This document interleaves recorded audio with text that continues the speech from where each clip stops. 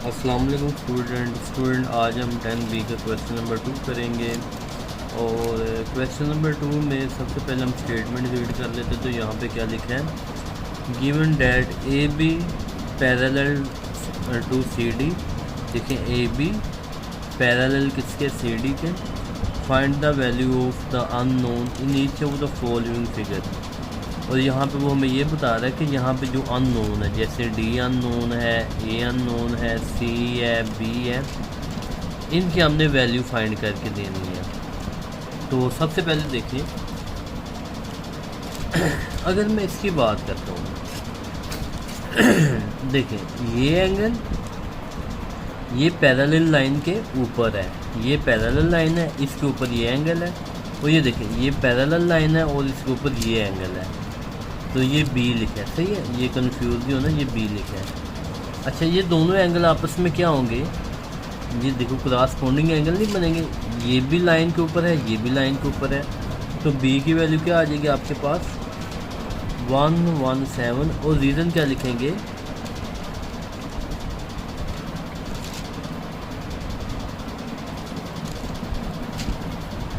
Corresponding angle. तो ये आपके पास उसके बाद देखें 117 और ए, ये देखो ये दोनों अपोजिट, ये एंगल और ये एंगल, ये दोनों अपोजिट एंगल हैं। आप ए की वैल्यू क्या लिखेंगे, ए की वैल्यू आप लिखेंगे 117। उसकी रीज़न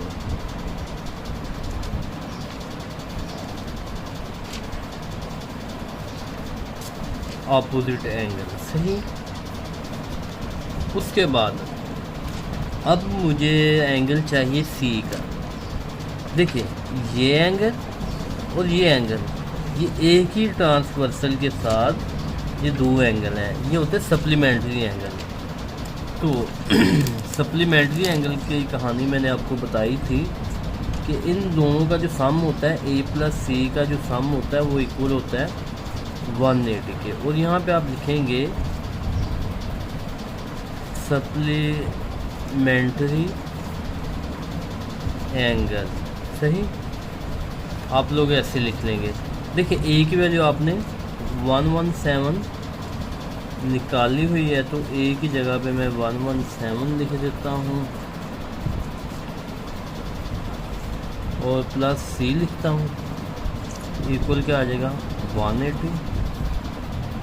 उसके बाद अगर मैं देखूँ तो 117 इस तरफ आके क्या हो जाएगा, ये सब्ट्रैक्ट हो जाएगा, तो सी की वैल्यू क्या बचेगी। तो इसको चेक कर लेते हैं हम अभी। 180 माइनस 117, तो 63 डिग्री जो है ना वो हमारे पास सी की वैल्यू आ गई। तो यहाँ पे मैं लिखूँगा सी की जगह पे 63।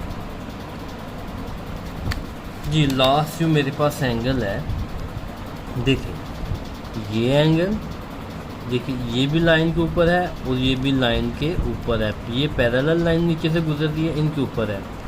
तो डी का एंगल कितना हो जाएगा, डी का एंगल हमारे पास क्या हो जाएगा 78।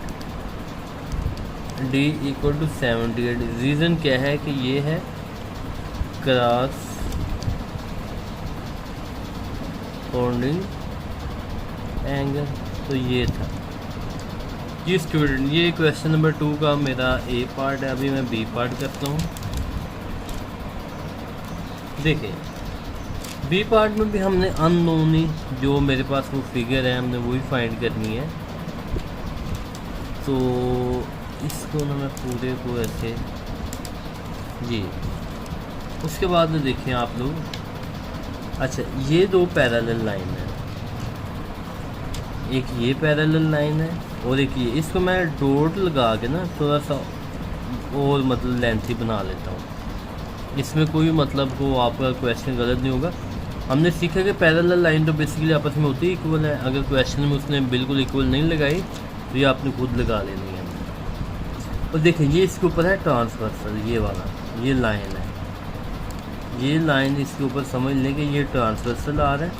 और ये एंगल और ये एंगल आपस में क्या है एक ही ट्रांसवर्सल के ये देखें, ये एंगल आपको मैंने समझाया था कि यहाँ पे देखें ऐसे एस बन रहा है, तो जो जहाँ पे एस बन रहा होगा वो एंगल कौन सा होता है, तो वो आपको मैंने बताया कि वो अल्टरनेटिंग एंगल होता है। तो ई की वैल्यू हमारे पास क्या आ जाएगी 31, और यहाँ पे एंगल लिख देंगे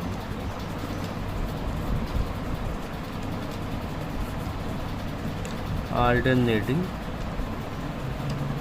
एंगल।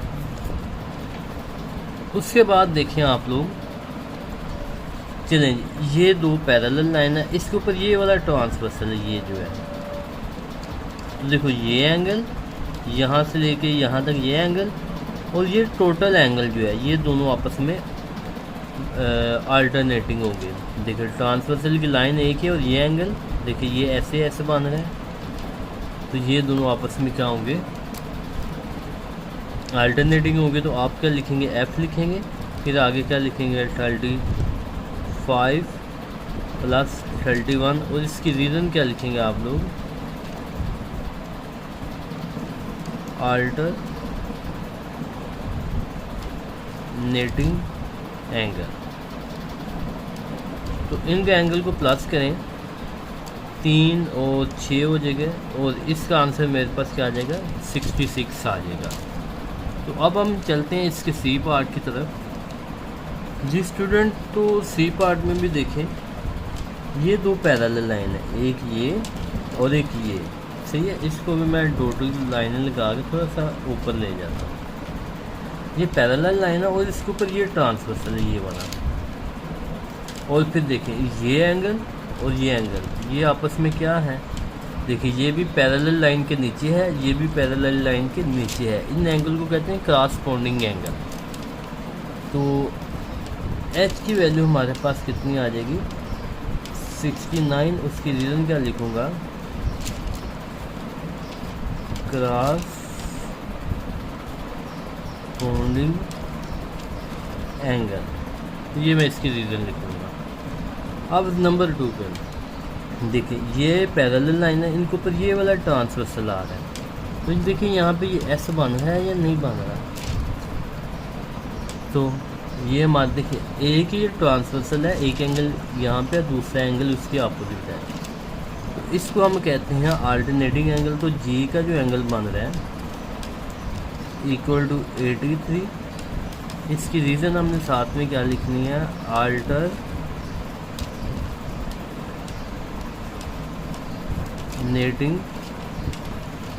एंगल। तो स्टूडेंट ये था क्वेश्चन नंबर सी। अभी हम करते हैं क्वेश्चन नंबर डी। तो स्टूडेंट क्वेश्चन नंबर डी में देखें ये दो पैरेलल लाइन है, ये वाली सही है, ये पैरेलल लाइन है। इसको अगर आपको थोड़ा सा कंफ्यूज कर दिए लाइन, इसका मैं ऐसे ऊपर लेके जा सकता हूँ। तो देखें पैरेलल लाइन में ये है आपके पास ट्रांसवर्सल, ये जो लाइन है सही, एक एंगल आपके पास यहाँ पे बन रहा है और दूसरा एंगल इसके अपोजिट बन रहा है। तो देखें एक एंगल यहाँ पे है, दूसरा इसके अपोजिट है, तो ये होते हैं अल्टरनेटिंग एंगल। तो जे का एंगल कितना होगा आपके पास 60 डिग्री। और आप यहाँ पे रीज़न क्या लिखेंगे उसके साथ, रीज़न आप लोग लिखेंगे अल्टरनेटिंग एंगल, ये आप लोग रीज़न लिखेंगे इसके साथ। और फिर हमने क्या सीखा है, देखिए ये मेरे पास एक ट्रायंगल नहीं बन रही, ये ऐसे फिर ऐसे फिर ऐसे, और हमने सीखा कि ट्रायंगल का जो सम होता है ना वो इक्वल होता है 180 के। तो इन तमाम एंगल को मैं जमा करता हूँ, आई जमा जे जमा प्लस 75, तो हमारे पास आंसर किसके इक्वल आ जाएगा 180 के। तो आई की वैल्यू तो नहीं पता, लेकिन जे की वैल्यू मैंने क्या निकाली है 60, और यहाँ पे 75 इक्वल टू आ जाएगा 180। इनको हम ऐड कर लेते हैं। ऐड किसको करना है 60 प्लस 75, और ये आ जाएगा 135, तो ये आ जाएगा 135, और यहाँ पे आ जाएगा 180। 135 इक्वल की दूसरी साइड पे जाके ये सब्ट्रैक्ट हो जाएंगे, तो इनको सब्ट्रैक्ट कर लेते हैं। 180 सब्ट्रैक्ट आंसर, तो मेरे पास आंसर 45 आ जाएगा। तो आई का जो आंसर है मेरे पास कितना आ जाएगा, 45। तो यहाँ पे मैंने क्या अननोन कौन कौन सी थी वैल्यू मेरे पास, एक तो आई थी और दूसरी जे थी, तो मैंने दोनों की वैल्यू निकाल ली। ओके स्टूडेंट, अब भी मुलाकात होती है आपके साथ क्वेश्चन नंबर 3 में। ओके बेटे, अल्लाह हाफिज़।